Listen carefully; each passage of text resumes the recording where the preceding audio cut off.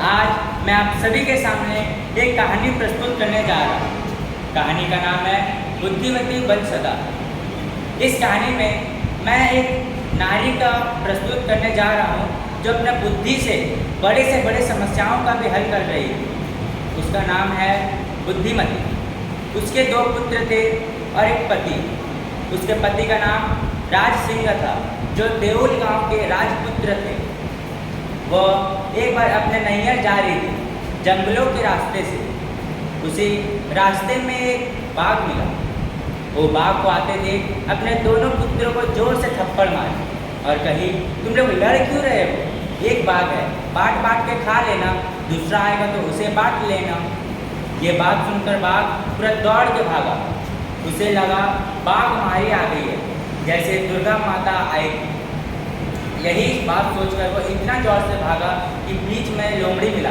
लोमड़ी के साथ उसकी टक्कर हो गई। तभी लोमड़ी पूछा, महाराज आप इतने जोर से क्यों दौड़ रहे हैं, क्या हुआ? तो फिर बाघ ने कहा कि बाघ हमारी आई है, जैसे हम पढ़े थे किताबों में कि माँ दुर्गा आई है, ठीक उन्हीं के प्रकार बाघ हमारी आई है। लोमड़ी ये बात सुनकर हंसने लगा जोर से। वो बोला, महाराज आपको बेवकूफ़ बनाया गया है, आप इस जंगल के राजा हैं और आपको कोई कैसे खा सकता है?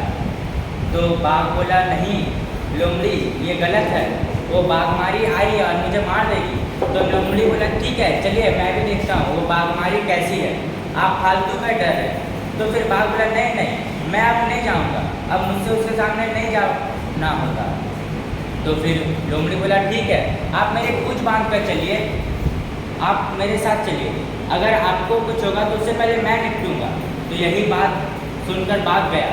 उसका बाघ जैसे ही जाता लोमड़ी के साथ तो बुद्धिमती देखी कि बाघ दोबारा आ रहा है, वो भी लोमड़ी के साथ। तो बुद्धिमती समझ गई कि इस बार बाघ नहीं आ रहा, इस बार लोमड़ी बाघ को लेकर आ रहा है, क्योंकि बाघ को उतना दम नहीं वो दोबारा बुद्धिमती के सामने आ सके।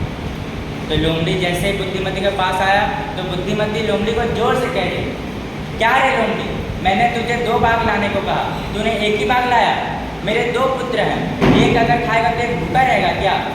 ये बात बाघ ने सुना और इतना जोर से भागा कि लोमड़ी तक भी पीछे छूट गया।